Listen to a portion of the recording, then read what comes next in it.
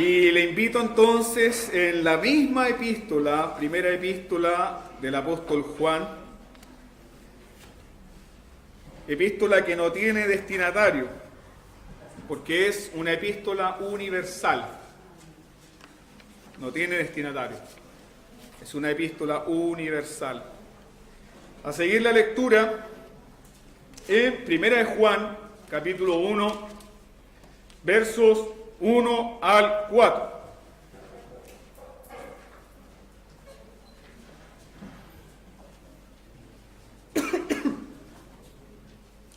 No vamos a desarrollar todos los versos porque lo vamos a hacer en el siguiente sermón.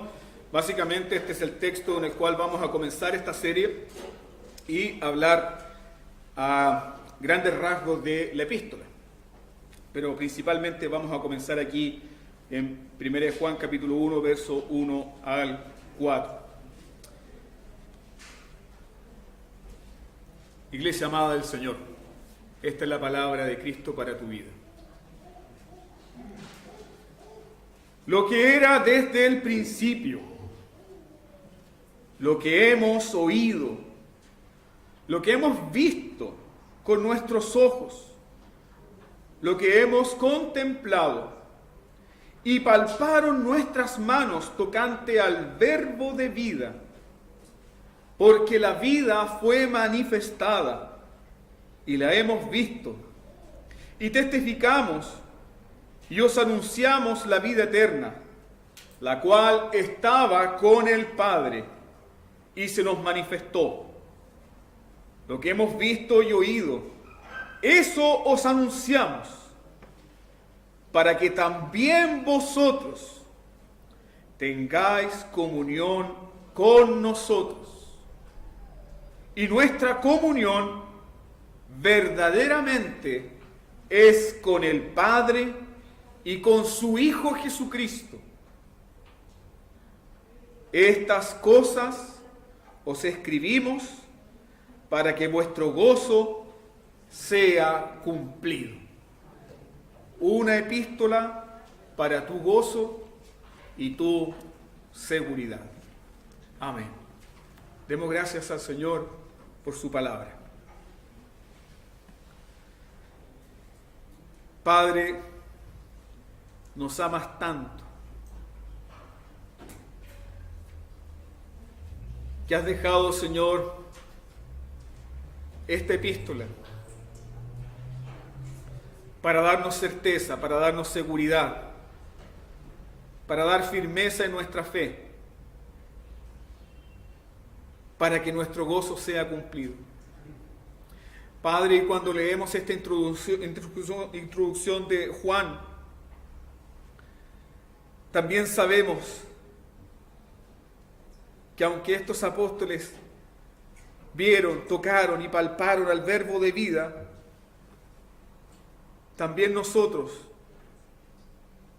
porque hemos recibido la vida por medio de tu Hijo Jesucristo, tenemos comunión contigo y con tu Hijo. La misma comunión. Yo te ruego, Señor, por tu misericordia, que nos permitas meditar, aplicar esta palabra a nuestros corazones, adorarte, Señor, mientras escuchamos, adorarte, Señor, mientras reflexionamos en la palabra expuesta. Yo te ruego, Señor, que nos capacites a todos, que nos des la iluminación de tu Santo Espíritu, para que, honrando tu nombre de esta manera, podamos tomar esta palabra, asegurar nuestros corazones y caminar para la gloria de tu nombre. Señor, una vez más, reconozco que yo no tengo nada que pueda entregar a tu pueblo, a tu iglesia, a la cual tú has redimido con tu preciosa sangre. Son tus palabras, Señor.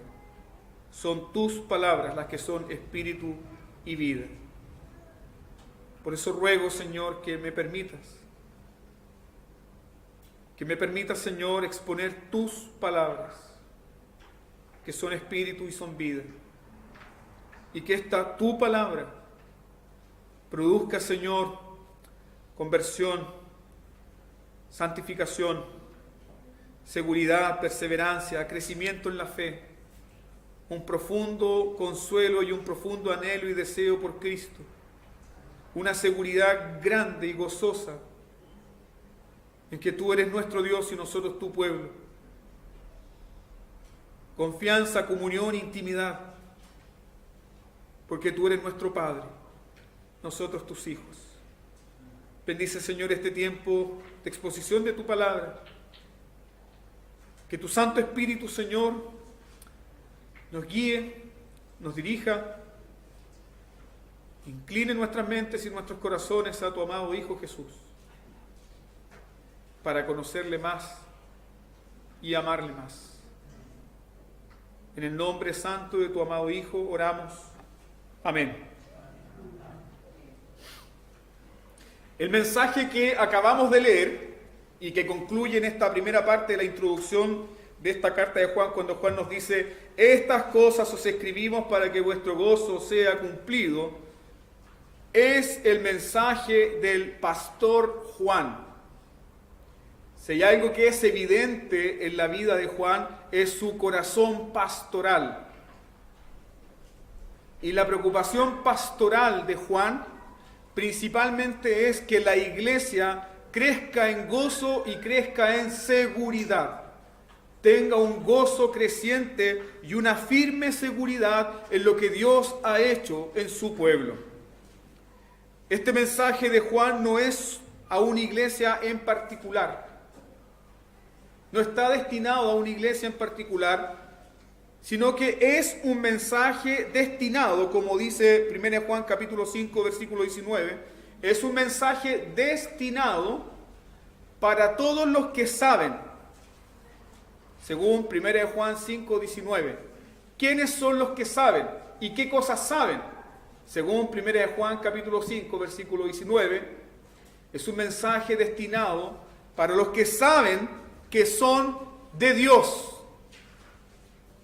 Es un mensaje principalmente escrito para los que saben que son de Dios. Juan no está pensando en el mundo. Por cierto que las Escrituras tienen un mensaje evangelístico. Por cierto que la iglesia predica un mensaje evangelístico para alcanzar a los incrédulos. Pero principalmente esta carta, este mensaje, está destinado a los que saben que son de Dios. Es un mensaje para ti. Saben que son de Dios y también saben otra cosa, según 1 Juan 5, 19. Saben que el mundo entero está bajo el maligno. El mundo entero. Cuando habla del mundo entero, Juan está pensando en los incrédulos. Juan está pensando en aquellos que no han nacido de nuevo.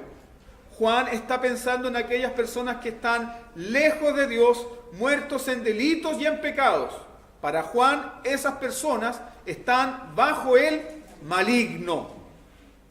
Y fíjense en esta lógica argumentativa de Juan. Es algo que vamos a ver durante todo el desarrollo de su epístola. La lógica argumentativa de Juan es así. Es circular. Juan da un argumento, desarrolla la idea, luego va al mismo argumento, va avanzando y va argumentando en círculos.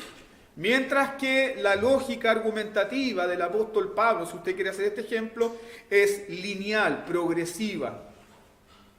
Mientras que Juan es como que estuviese predicando y está hablando un argumento, vuelve a repetir, arroja más luz y así va avanzando.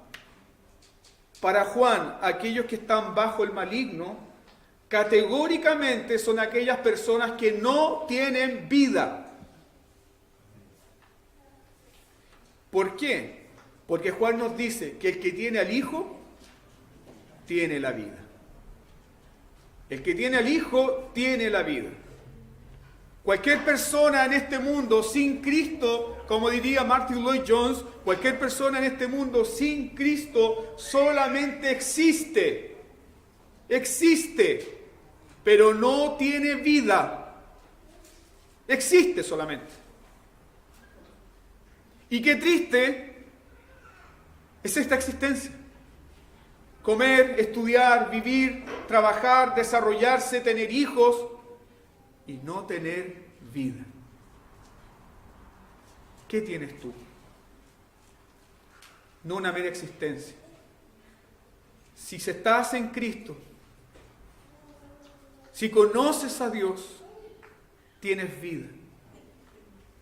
La vida de Dios. La vida de Dios en tu vida. Esta entonces es una carta universal y que principalmente está escrita para traernos gozo y seguridad de salvación a todos los que han nacido de nuevo. Y aquí nosotros podemos hacer un punto de comparación entre las cartas de Juan y el Evangelio de Juan. Si buscan el Evangelio de Juan, el capítulo 20, versículo 31, se van a dar cuenta que Juan escribe su Evangelio con un propósito distinto al de sus cartas. Entre paréntesis, Juan es el autor del Evangelio de Juan y las cartas de Juan. Es el mismo autor. Pero el propósito es distinto.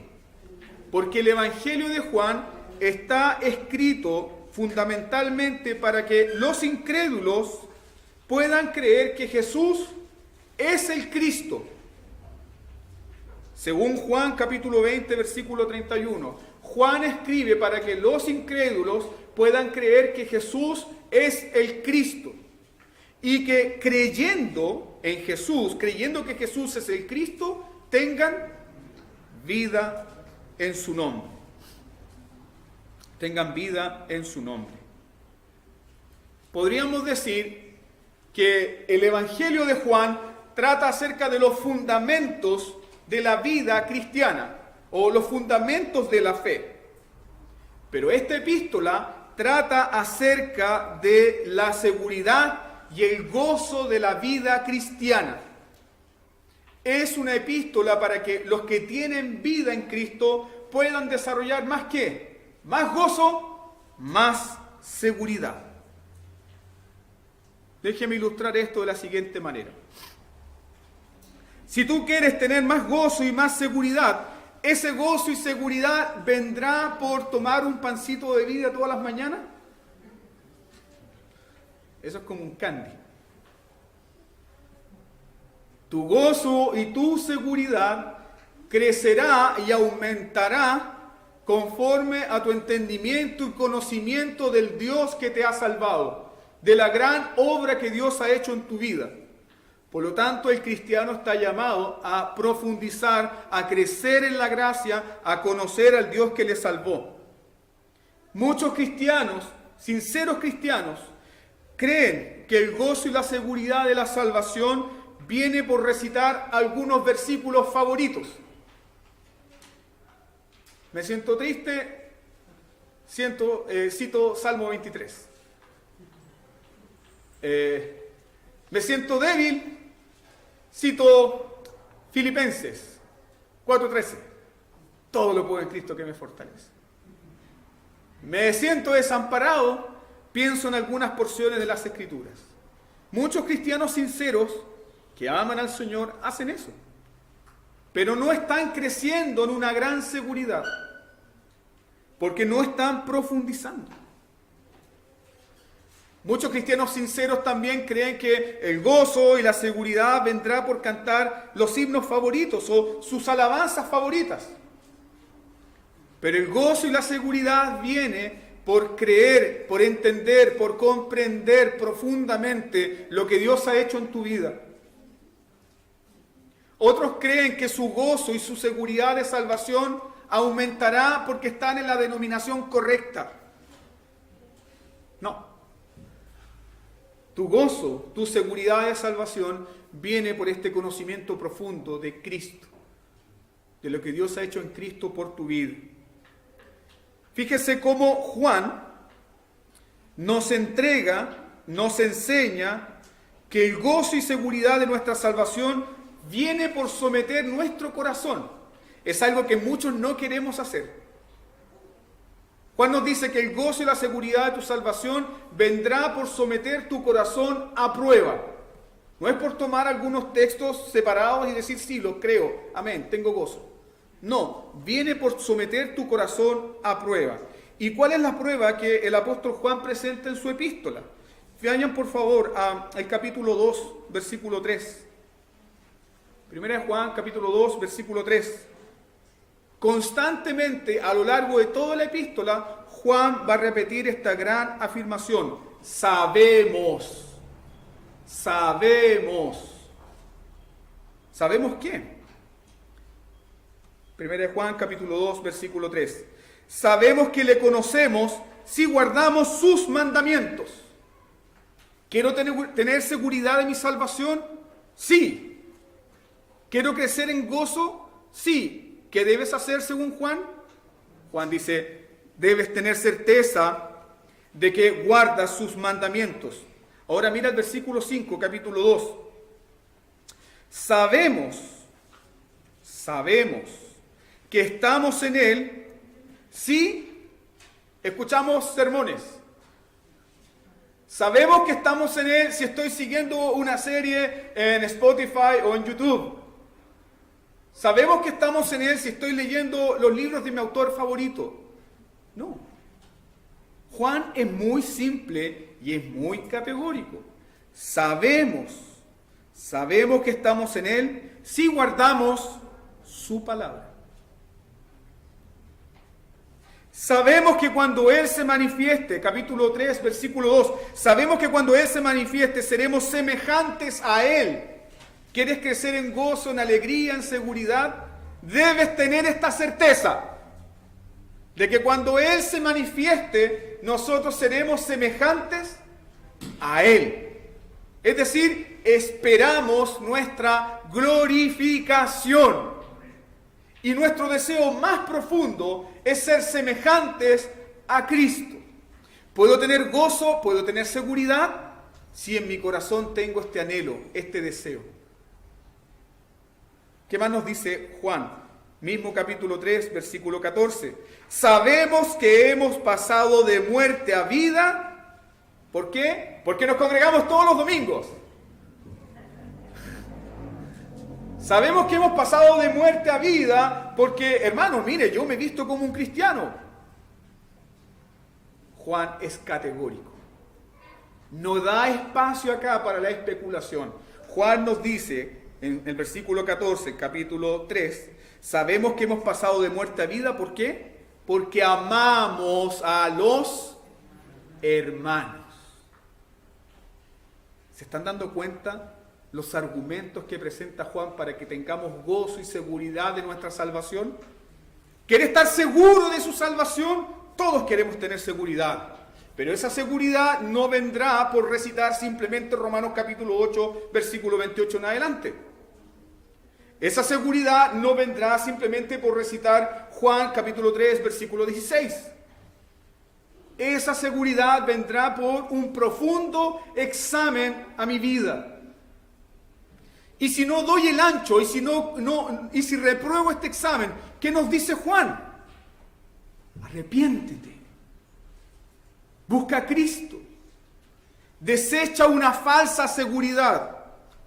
Juan te está diciendo que si tú no amas a los hermanos y aún así insistes en que estás con Dios y que conoces a Dios, eres un mentiroso. Mira el versículo 24, capítulo 3. Sabemos que hemos pasado de muerte a vida. Sabemos que el que permanece en nosotros. Sabemos que Él permanece en nosotros. Luego el capítulo 5, verso 15. Sabemos que Él nos oye. Luego capítulo 5, versículo 18. Sabemos que el que nace de Dios no está entregado al pecado. Dios le guarda y el diablo no le toca. Capítulo 5, versículo 19. Sabemos que somos de Dios. Capítulo 5, versículo 20. Sabemos que el Hijo de Dios ha venido. Hay certezas. Y si yo quiero crecer en mi seguridad de salvación y quiero aumentar mi gozo en Cristo, yo debo someter mi corazón a estas pruebas. De lo contrario, no tendré seguridad. De lo contrario, comenzaré a creer en una falsa seguridad inventada por mi corazón.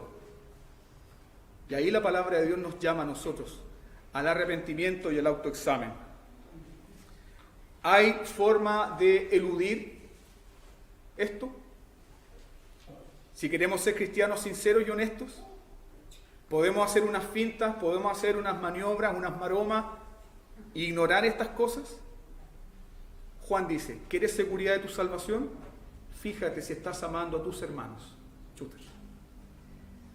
No dice, ama al hermano que te cae bien. Ama a tu compadre, ama a tu comparsa, ama a ese que tiene gustos afines contigo. No, ama a tu hermano. Yo acá tengo el himnario de un querido pastor que partió a la presencia del Señor. Aquí está. Y en este himnario, que era el himnario de él, que era el himnario ritual de su pastorado, tiene estas palabras. Ama a tus hermanos, porque yo derramé mi sangre por ellos, como lo hice por ti. Y cada vez que este hombre tenía problemas con los hermanos, decía, voy a cantar un himno. Iba a la primera página y ahí estaba. Y luego lo cerraba y decía, perdóname, Señor. El amor no solamente debe ser de palabras, debe ser de hechos concretos. Y debemos amar a esos que nos cuesta trabajo amar. De lo contrario, estamos siguiendo una falsa seguridad. El tema fundamental de esta carta podríamos resumirlo en este pensamiento. Muchos sufren por falta de seguridad de su salvación, ¿cierto? Hay muchos cristianos, hermanos de ustedes, hermanos sinceros, que conocen su vida, que conocen sus testimonios, que saben que son gente que ama al Señor, pero esta gente sufre, ¿sí o no? Porque no tienen seguridad de salvación. Muchas personas sufren porque no tienen seguridad de su salvación. Pero también hay otras personas en las congregaciones que sufrirán un tormento eterno. ¿Por qué? Por estar seguros en una salvación falsa. Voy a repetir esto una vez más. En las iglesias muchos sufren por no tener seguridad de su salvación. Y otros sufrirán el infierno y un tormento eterno por estar seguros de una salvación falsa. Y Juan, como es un pastor que te ama y nos ama, como es un pastor según el corazón de Dios, desea que tú tengas seguridad ¿en qué? En una salvación genuina, real, verdadera. Y para eso Juan da muchas pruebas a lo largo de esta epístola. Al escribir esta carta, en el contexto histórico, Juan tuvo en mente exponer a los falsos maestros y las falsas doctrinas. Juan piensa en la iglesia. Juan dice, si la iglesia ha de crecer en el gozo y la seguridad de su salvación, yo debo exponer aquellos peligros que impiden a la iglesia que desarrolle tal pensamiento. Mira por favor, 1 Juan capítulo 2, versículo 26. Juan dice ahí, os he escrito esto sobre los que os engañan. ¿Dónde están los engañadores? ¿Dónde se da el contexto de los engañadores? ¿Fuera de la iglesia o dentro de la iglesia? Dentro de la iglesia. El apóstol Pablo dice que de la propia iglesia se levantarán, ¿qué? Lobos rapaces que no tendrán piedad del rebaño. No tendrán piedad del rebaño. Juan es un hombre que ama a la iglesia. Y Juan escribe principalmente para denunciar estas falsas enseñanzas. Y una de las falsas enseñanzas que Juan va a descubrir, desnudar, exponer en su epístola, es una herejía que surge principalmente en el siglo I, pero se desarrolla ampliamente en el siglo II. Y esta herejía, esta falsa enseñanza, es el gnosticismo. El gnosticismo. ¿Qué era el gnosticismo? Principalmente el gnosticismo era una especie de síntesis, una especie de mezcla trágica entre la filosofía griega y el pensamiento cristiano religioso de la época. Los gnósticos buscaron mezclar el conocimiento oculto de la filosofía griega con un poco de judaísmo, con un poco del desarrollado cristianismo primitivo. Y con eso, en lugar de traer luz, trajeron oscuridad, trajeron peligro, devastación a la iglesia. Los gnósticos estaban principalmente influenciados por el dualismo griego. ¿De qué trataba este dualismo griego? Los griegos decían, la materia es mala. Lo único que es bueno y puro es el espíritu. Por lo tanto, lo que suceda con tu cuerpo, lo que suceda con este mundo, lo que suceda con lo material, da lo mismo. Es más, los griegos tenían este dicho, que el cuerpo es la cárcel del alma. Y cuando el cuerpo muere, el espíritu se libera y el hombre puede ser verdaderamente hombre. Pero mientras vive, el hombre está encarcelado en esta materia mala y perversa. Este error filosófico trajo grandes problemas a la iglesia. ¿Cuáles son estos grandes problemas? Miremos las consecuencias, las implicancias de este error. Si la materia es mala, si el cuerpo es malo, entonces yo voy a inclinarme solamente a lo espiritual. Pero lo que haga con mi cuerpo no tiene ningún sentido, no importa. Y eso trajo dos males a la iglesia. Primer mal, el ascetismo. Este mal era que si tú querías ser más espiritual, debías castigar duramente tu cuerpo. Y es por eso que muchos cristianos del siglo I tomaron votos de castidad, algunos mutilaron sus genitales, otros se fueron a vivir a las montañas escondidos, otros simplemente cristianos dijeron, bueno, quiero ser más espiritual, no voy a comer nada material, me voy a alimentar solamente de agua. Pensando tener comunión con Dios, pensando tener una cercanía con Dios. Y el otro mal que trajo este pensamiento fue el libertinaje sexual. ¿Por qué? Porque si el cuerpo es malo y da lo mismo lo que hagas con tu cuerpo, entonces guardo mi espíritu. Y eso trajo promiscuidad en la iglesia. Una pregunta interesante para nosotros es, ¿hoy las ideas del gnosticismo están presentes en nuestra cultura? ¿Dónde ven esas ideas?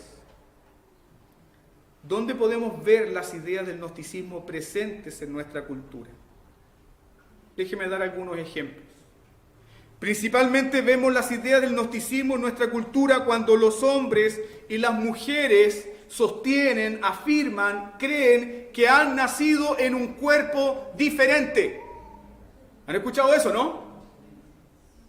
Yo nací en un cuerpo distinto, este no es mi cuerpo. Yo me siento hombre, pero nací en cuerpo de mujer. Yo me siento mujer, pero nací en cuerpo de hombre. Bueno, ¿y qué pasa si yo me siento presbiteriano escocés, pero soy un presbiteriano chileno? ¿Deberían respetarme? Yo me identifico como presbiteriano escocés. Es más, por mi sangre corre sangre de John Knox. Es una locura. Pero esas son ideas propias del gnosticismo. Un desprecio por lo material, un desprecio por la materia. Cuando los hombres creen que han nacido en un cuerpo distinto.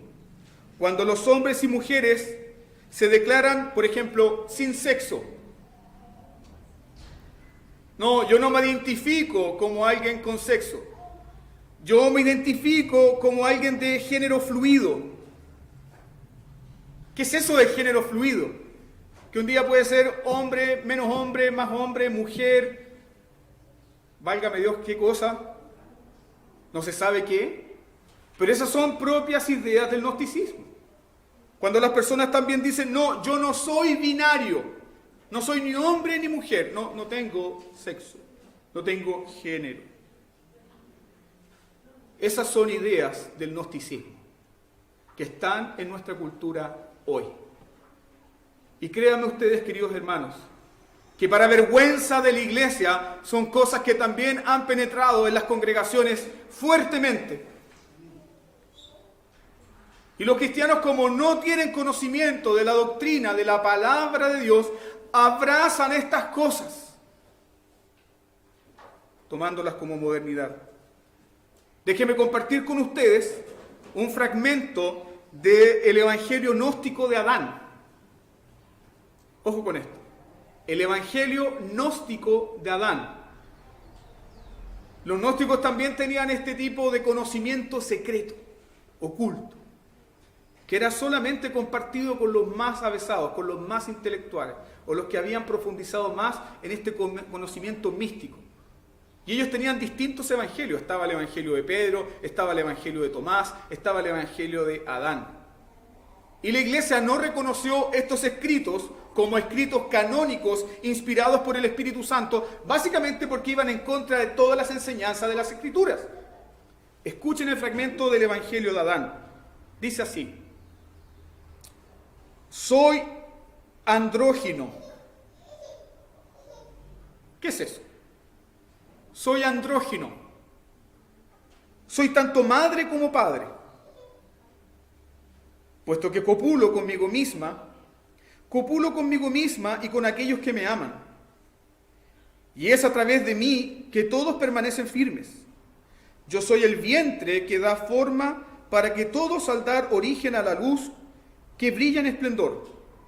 Soy el león por venir, el cumplimiento de todo, es decir, soy la gloria de la madre.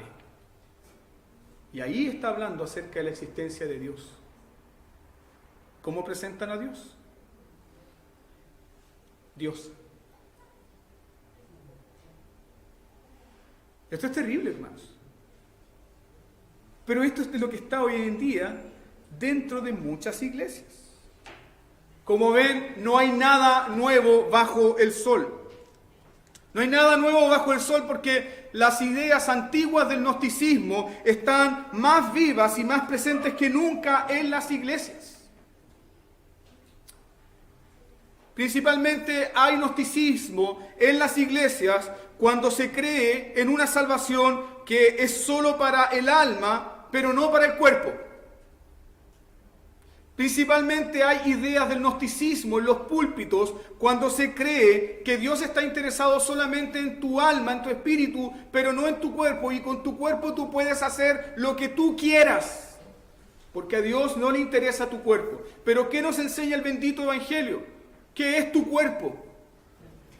Tu cuerpo es templo del Espíritu Santo. Tu cuerpo es templo del Dios vivo. Por lo tanto, no da lo mismo hacer cualquier cosa con tu cuerpo.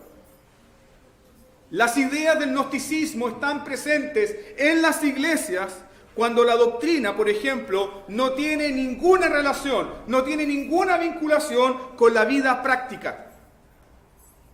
Eso también es una especie de gnosticismo.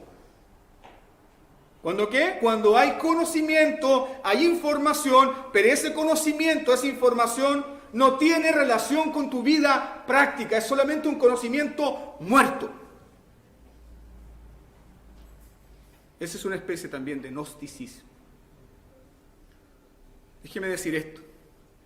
El gnóstico creía que era salvo por un conocimiento secreto. Pero el cristiano, ¿qué cree con respecto a su salvación? ¿Por qué es salvo? Salvo por la fe. Y ser salvo por la fe no significa no conocer. Salvo por la fe es crecer en el conocimiento de Dios. Hermanos queridos, en la semana conversaba con una hermana y me decía, a mí me gustan los estudios, pero me cuesta un poco la teología. ¿Somos salvos por crecer en conocimiento teológico? Somos salvos por el sencillo conocimiento de que Jesús murió, resucitó y tomó el trono por nosotros. Ahora, no somos salvos por conocimiento, pero sí somos salvos para conocer verdaderamente a Dios. Entonces, cuando en las iglesias hay un sobreénfasis en el conocimiento que está divorciado de la práctica cristiana, de la vida cristiana, peligro. Hay un peligro ahí. Otro de los peligros es que cuando el mensaje de la cruz, la realidad del pecado, la necesidad de la fe, la necesidad del arrepentimiento desaparecen de los púlpitos, ahí el gnosticismo está haciendo su trabajo. Piensen esto. Desapareció el mensaje del Evangelio, desapareció el mensaje del perdón de los pecados, desaparece el mensaje de la necesidad del arrepentimiento del púlpito. ¿Qué está sucediendo? Implícitamente se está enseñando que no necesitas de Cristo, no necesitas el perdón, no necesitas arrepentirte de tu pecado porque no hay pecado del cual arrepentirse. Los gnósticos odiaban la cruz de Jesús. Los gnósticos odiaban la predicación del pecado. La odiaban porque iba en contra de sus ideas. El gnosticismo enseñó que la salvación se puede obtener mediante un conocimiento en lugar de la fe. Y ese conocimiento era un conocimiento esotérico, secreto, adquirido por aquellos que estaban ahí, en esta secta oculta. El gnosticismo atacó verdades cristianas fundamentales. La primera doctrina fundamental que atacó el gnosticismo fue la doctrina de la creación. ¿Por qué?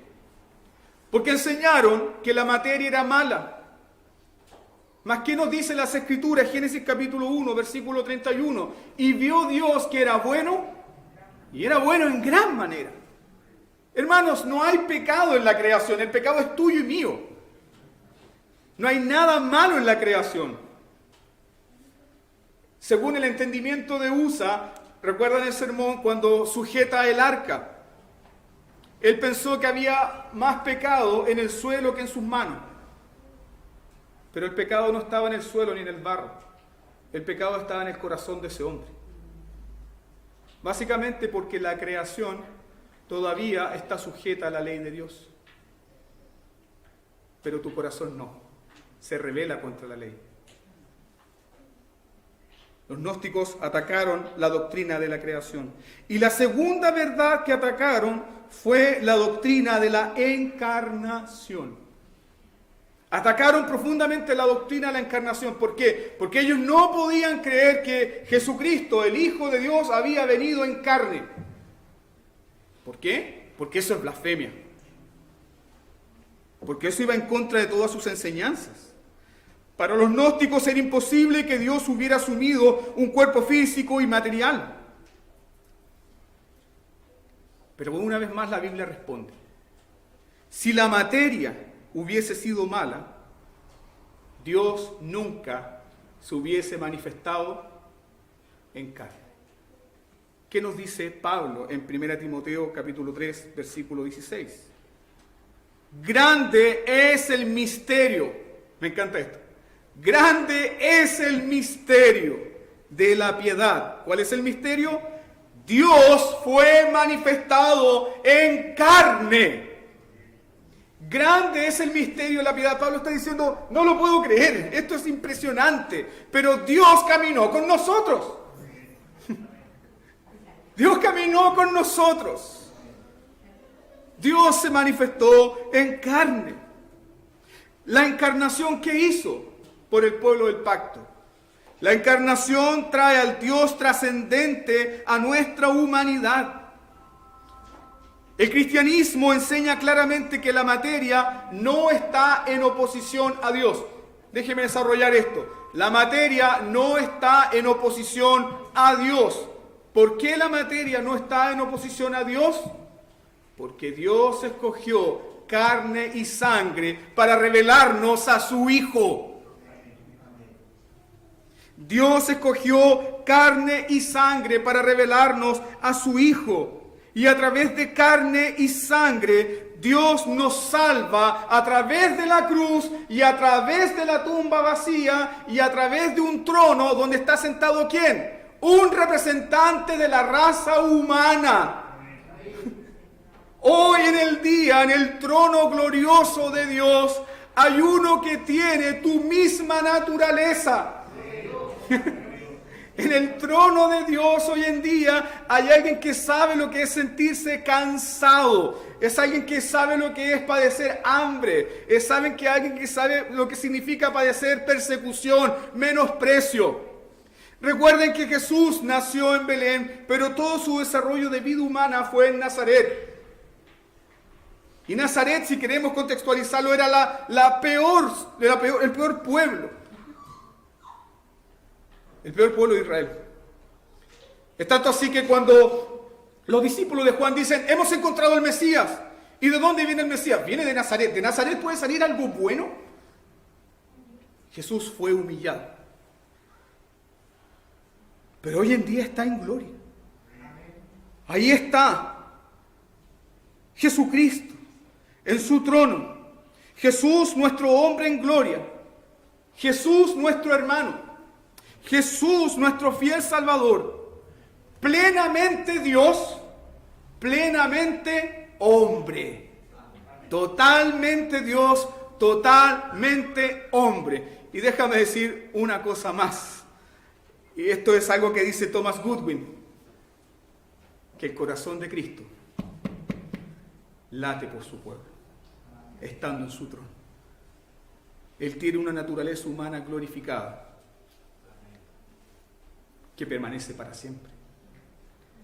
Entonces, ¿cuán impresionante será para nosotros el día en que contemplemos a Jesús?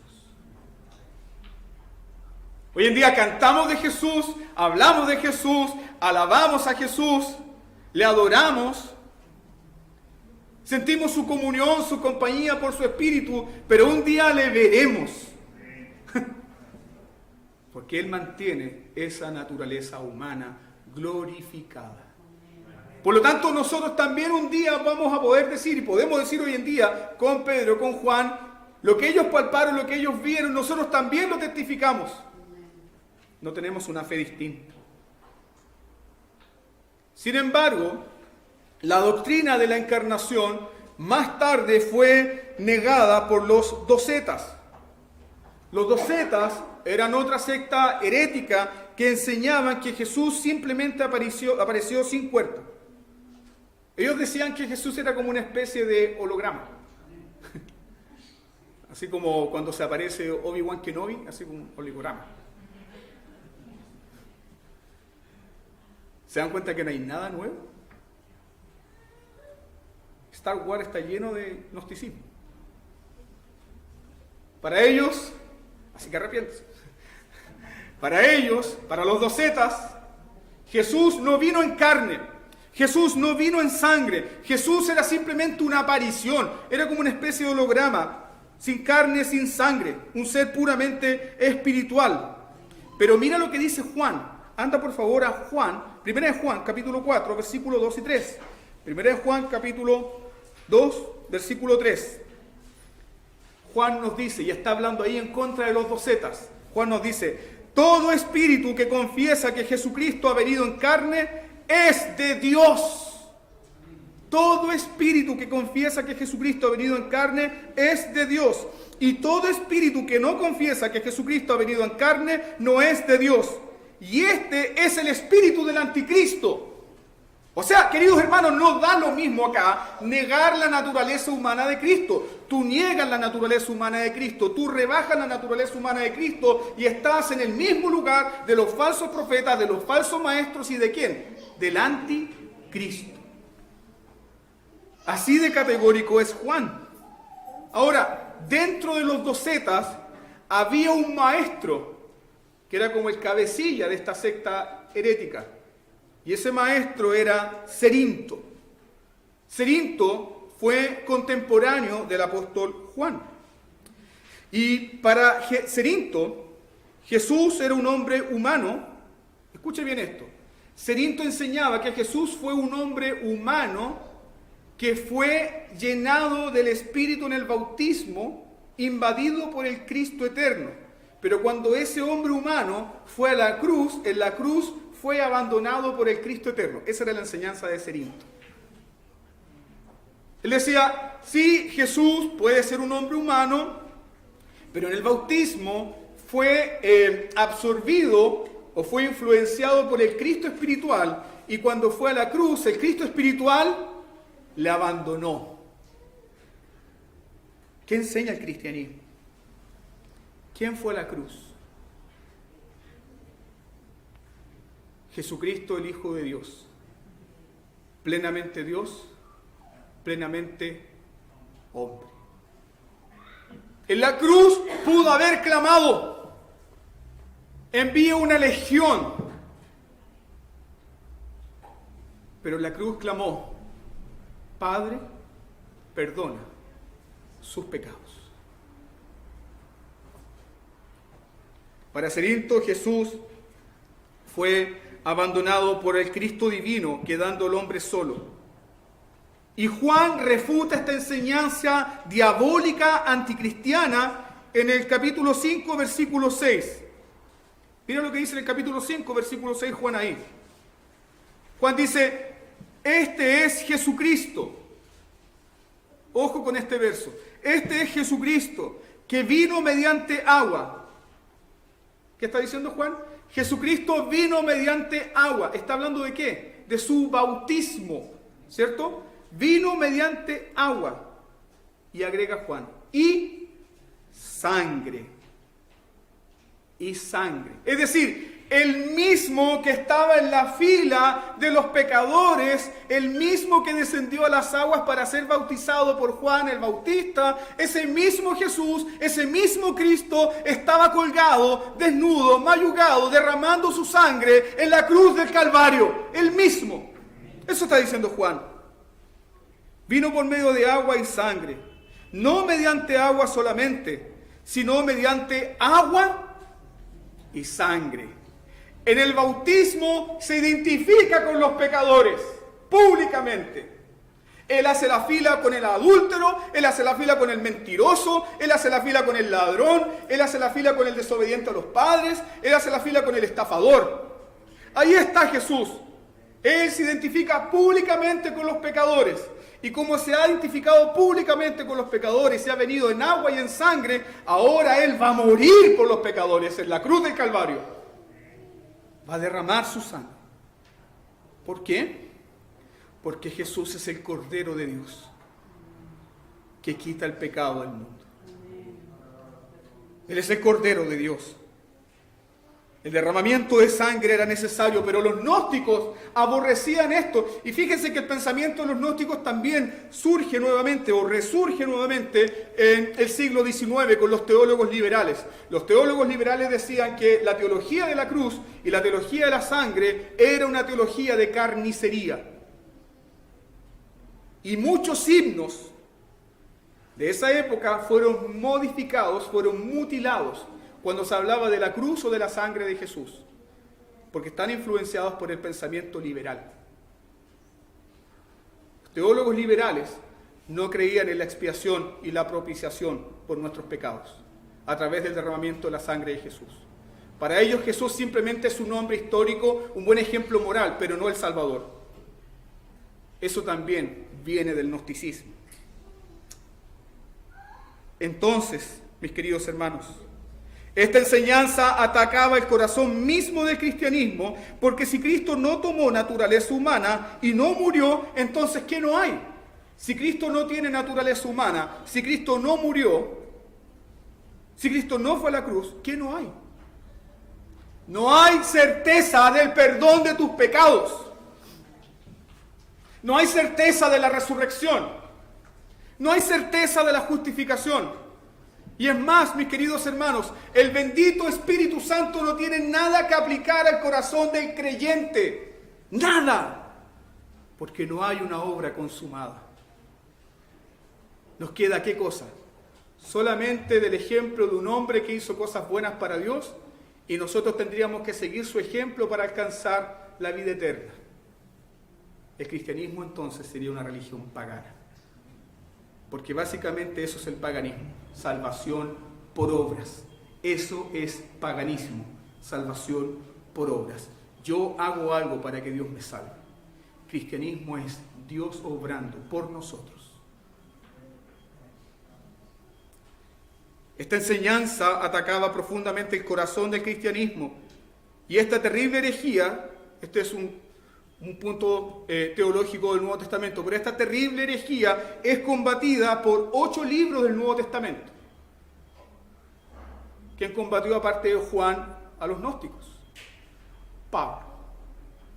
Pablo combate a los gnósticos en Colosenses, en 1 y 2 Timoteo, en Tito, fue combatido por el propio Juan y también por Judas. Finalmente, esta herejía es condenada, declarada anatema, cuando la Iglesia, en el concilio de Nicea, en el 327, en el concilio de Calcedonia, afirmaron y reafirmaron las dos naturalezas de Jesucristo. El concilio de Calcedonia, en el 451, confesó que las naturalezas de Cristo son, escuche bien, las dos naturalezas de Cristo son, en primer lugar, inmutables, no cambian, nunca cambiarán. Las dos naturalezas de Cristo son indivisibles, no se pueden separar, están unidas para siempre. Las dos naturalezas de Cristo son inconfundibles. Y finalmente las dos naturalezas de Cristo son inseparables. Juan nos advierte entonces, queridos hermanos, que aquellos que enseñan un Cristo mutilado son falsos profetas. El Evangelio presenta un Cristo completo. Mira por favor 1 Juan capítulo 4 versículo 1. Juan capítulo 4 versículo 1 dice: amados, no creáis a todo espíritu, sino probad los espíritus si son de Dios, porque muchos falsos profetas han salido por el mundo. ¿Cómo puedo tener entendimiento de quién es un falso profeta? Fíjate qué enseña de Cristo. Ahí está la clave, ¿no? Juan dice, ¿quieres conocer un falso profeta? Fíjate qué enseña de Cristo. Si rebaja a Cristo, si rebaja sus naturalezas, si separa sus naturalezas. Juan nos dice y nos advierte que aquellos que enseñan un Cristo mutilado son engañadores. Mira por favor, segunda de Juan, segunda de Juan, versículo 7. Porque muchos engañadores han salido por el mundo, que no confiesan que Jesucristo ha venido en carne. Ahora mira por favor, vuelve nuevamente a 1 de Juan capítulo 2, versículo 18. Hijitos, ya es este el último tiempo y según vosotros oísteis que el anticristo viene. Así ahora han surgido muchos anticristos. Por esto conocemos que es el último tiempo. ¿Quiénes son los que siguen el anticristo? Aquellos que niegan que Jesús ha venido en carne. Aquellos que rebajan la necesidad del perdón. Aquellos que rebajan la resurrección. Aquellos que se oponen a la predicación de la cruz. El Cristo completo es la fuente de tu gozo. El Cristo completo es la fuente de seguridad. El Cristo que vivió, murió y resucitó y tomó el trono por nosotros. Ahora, Juan también no solo nos advierte de los falsos profetas, falsos maestros engañadores. Juan también nos advierte del engaño de tu propio corazón. Es fácil identificar a los engañadores de afuera, pero es muy difícil ver a tu corazón como un falso profeta. Y el Evangelio nos advierte de eso. El Evangelio nos advierte. Y Juan ofrece 3 grandes pruebas para comprobar si tenemos al Cristo verdadero. Juan en esta carta ofrece 3 grandes pruebas para comprobar si tenemos al Cristo verdadero o a un Cristo falso. Para comprobar si estamos en la vida, para comprobar si la unción del Santo está en nosotros. Primera prueba. La primera prueba es sobre nuestra ortodoxia. ¿Qué es la ortodoxia? Conocimiento correcto de la doctrina. La primera prueba es teológica, es un conocimiento de nuestra ortodoxia. Juan dice, si creemos que Jesús es el Hijo de Dios, esa es la primera prueba. ¿Crees que Jesús es el Hijo de Dios? Primera prueba. Tiene que ver con tu conocimiento doctrinal. ¿Crees que Jesús, el Hijo de Dios, ha venido en carne? ¿Crees que Jesús, el Hijo de Dios, murió por tus pecados? ¿Crees que Jesús, el Hijo de Dios, derramó su sangre para perdonarte de todo pecado y unirte a Dios? Esa es la primera prueba. La segunda prueba es sobre nuestra ortopraxis. ¿Qué es la ortopraxis? La conducta o la práctica correcta. Fíjense cómo está unido. Conocimiento doctrinal, práctica de ese conocimiento. ¿Qué nos dice Juan? 1 Juan capítulo 1, versículo 5. ¿Qué nos dice ahí? Este es el mensaje que hemos oído de Él. Y os anunciamos, Dios es luz y no hay ninguna tinieblas en Él. Y luego el capítulo 3, versículo 5. Y sabéis que Él apareció para quitar nuestros pecados y no hay pecado en Él. La prueba, si tenemos al Cristo completo, es si practicamos la justicia y guardamos sus mandamientos. No solamente conocimiento doctrinal, no solamente que Dios es luz, sino si guardamos sus mandamientos. Y la tercera prueba es una prueba sobre nuestra ortopatía. Ortodoxia, ortopraxis, ortopatía. Los afectos correctos. Para Juan, los afectos correctos están dirigidos ¿a quién? Juan dice, si amamos a Dios, ¿debemos amar a quién? A nuestros hermanos. Juan te advierte que hay falsos profetas, engañadores, falsos maestros y también te da 3 pruebas para comprobar si tú estás siguiendo al Cristo verdadero o a un falso Cristo. Verdadero entendimiento teológico de Cristo, correspondencia con esas verdades en la conducta cristiana, amor. ¿Por quién? Por los hermanos. Los falsos profetas gnósticos, al negar la humanidad de Cristo, desarrollaron una visión distorsionada del pecado. En primer lugar, niegan la realidad del pecado. Por lo tanto, si no hay pecado, no hay de qué arrepentirse.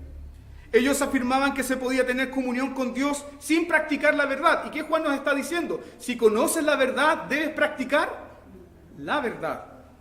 Luego ellos decían que es posible conocer a Dios, pero no obedecer sus mandamientos. ¿Qué nos dice Juan? Conoces a Dios, debes practicar los mandamientos.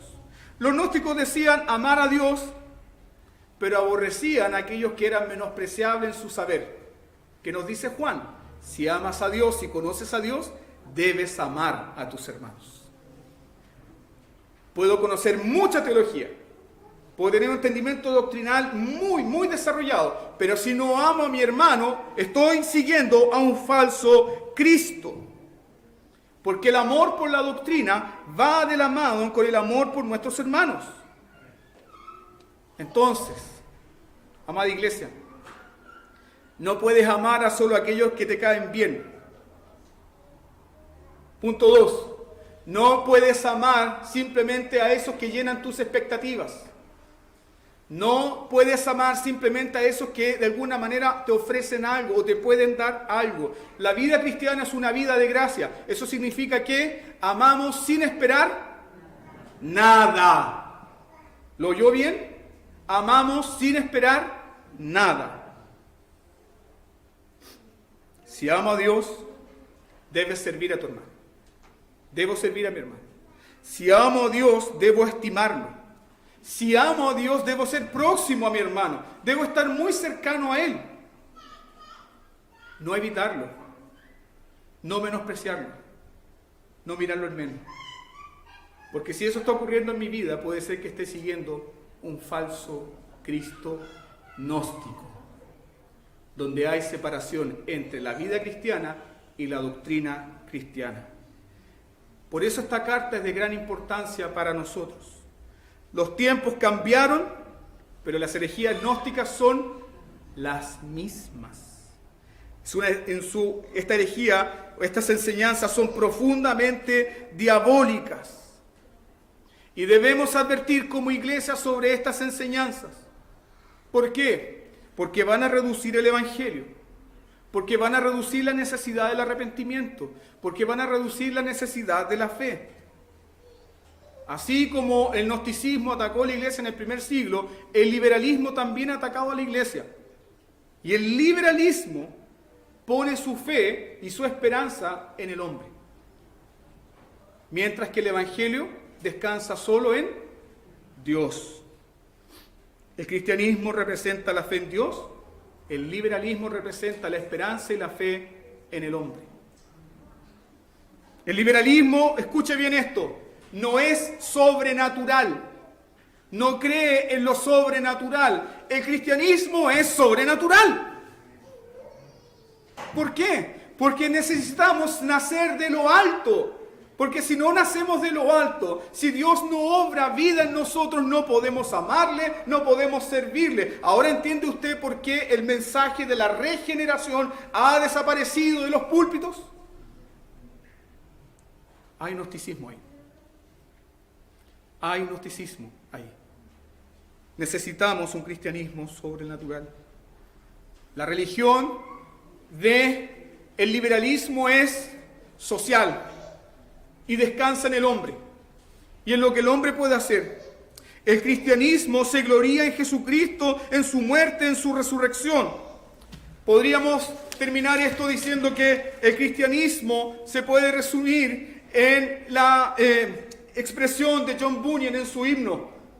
Se gloría en la cruz de Cristo, en la muerte de Cristo, cuando Bunyan dice: bendita cruz, bendita sepultura, y más bendito el que murió por mí. Eso es lo que dice también el apóstol Pablo en Gálatas capítulo 2, versículo 20. Lo que vivía antes en la carne, ahora lo vivo ¿en qué? En la fe del Hijo de Dios, que me amó y se entregó a sí mismo por mí. Ahí vemos la gran diferencia.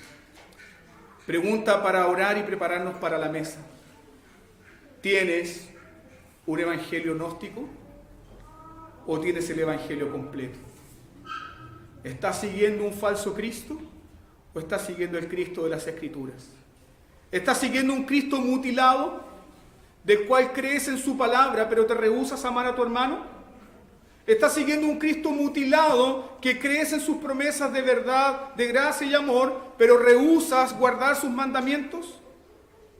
Juan dice que si no pasas la prueba, debes arrepentirte y clamar por el Cristo completo. Tengamos este tiempo para clamar y prepararnos para la mesa del Señor. Oremos.